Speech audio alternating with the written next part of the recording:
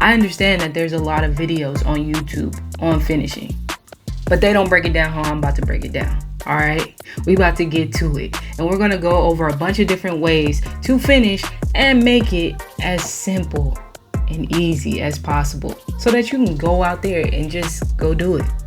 I'm Coach Joe, if you didn't already know. Welcome back to The Advantage. Professional as he's always been, and that's a major professional. Oh my goodness gracious, did you just see Kyrie Irving?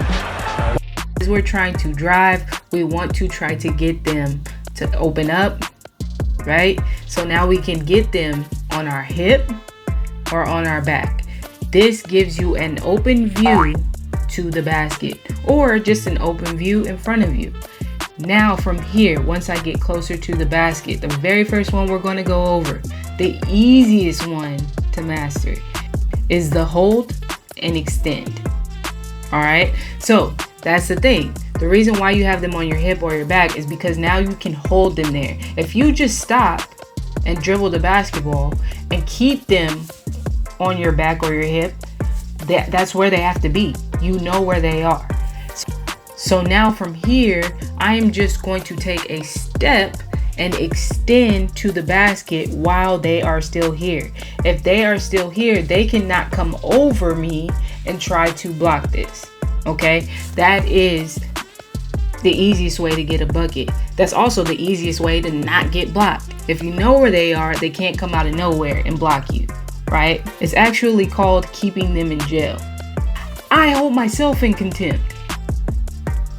That's more courts. That's from the movie I hold myself in contempt! Liar, Liar with Jim Carrey. It don't matter. That don't got nothing to do with this. Keep them in jail. We extend to the basket. Now we're looking for different finishes to where they can't get a tip on it. They can't get back around us. If they are on their hip, then we have to keep the ball away from them, right? So right here, you're going to see them bring the ball outward, right? So they're going to keep them on this side of their body, and they're going to extend on the other side of their body to where they cannot get the ball at all. With something like this finish, you're going to have to practice stuff like spinning the ball off the backboard, right? Getting that wrist to turn in, right? And getting a soft touch off of that spin on the backboard. Learning how to embrace contact, and maybe you might get bumped outside.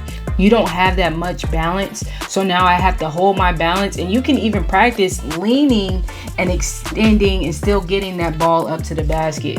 Us old heads used to play 21. I don't think kids play that no more, but we used to play tips, and that's how I learned how to do it and get better at spinning the ball off the backboard. Is if you missed it, you had to jump in the air, be in the air, and then get the ball back in the basket before it touched the floor, and then you would send the other guy back to 13, I think it was, right? So that's how I got better, jumping up and just spinning the ball any old kind of way, throwing the ball behind your head, trying to get the ball back in. But that's your creativity. That's how you get better at that. Okay, that's how Kyrie is Kyrie, because he literally used to sit outside and just hit different parts of the backboard, spinning it.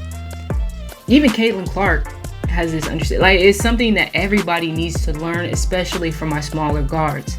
The next one up is just the hold and extend, jumping off 2 feet. All right. So whether I do a jump stop and extend, so I can do a jump stop and knowing that you're touching my back or you're direct, like they have to be directly behind you in order for this to work.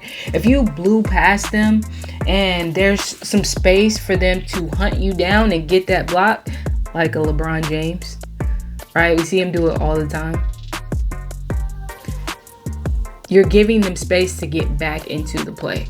What we want to do is cut off that space. No, you can't. You're not allowed back in here, right? So if you jump stop, they're directly behind you, and extend, again, there's a lean to the basket, right? So now we can get that layup, or now which hand to finish with. Okay, this is dependent on how athletic the person is behind you. And once again, if they are behind you or if they're on your hip. If they're on your hip, then inside hand. So hold, extend, inside hand. This finish works well when the defender is on your back hip. So he's more so towards your back or he's behind you. This extension is important in this scenario because it's harder to get that block. They have to come over your body to get that block. Hold, extend, outside hand. This finish works well if the defender is on your hip or your back. It doesn't matter. But if you are holding them, the extension to the basket is more open.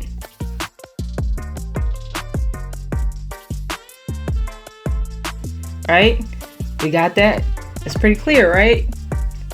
I'm giving y'all the keys, man. Y'all gotta tap in. Like and subscribe right now, because hey, I be handing them out. I deserve a little likey and a little subscribey. I used to play with guys who used to block my shot all the time, and it gets very depressing after a while, guys. We gotta figure out how to combat this, right? I wasn't playing with no scrub guys. I was playing with actual hoopers who play, overseas. I played with those type of guys when I go out and hoop, all right? So how do we stop them from doing this? And this is how I figured out how to stop them from doing this, okay? I'm not just about to stand on the three-point line. We're not doing that. And the last one is the early jump. All right, so for this one, it's a little bit different. Notice where the defender is before they jump.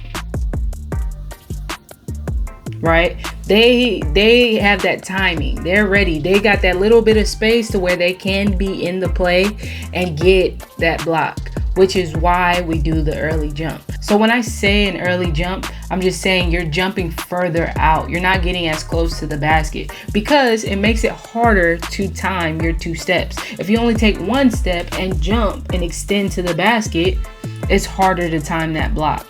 Okay, so doing an early jump has different looks to it. You can do it with a regular layup, right, and extend to the basket. And one thing about the extensions, a lot of people aren't good with underhand.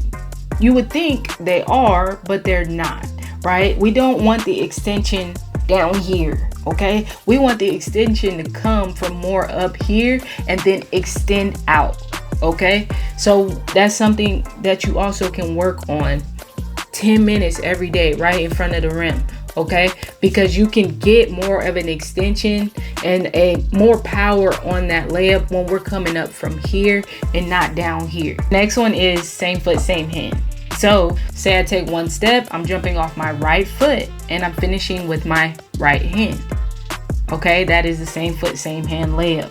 All right, this layup is again hard to time the block because again, we're starting from further away. Okay, so you have to be able to get to the basket from that spot. It's just practice, guys. And it's as simple as that to get your bucket, and all it requires is a little time spent around the rim. That's it. You dedicate 15 minutes a day to get that little spinny spin off the backboard and you in business. And all you got to do is start paying attention to where the defender is on your body. I'm Coach Joe, if you didn't already know. Thank you guys for watching. Like, subscribe, turn your notifications on because we be doing this. Peace.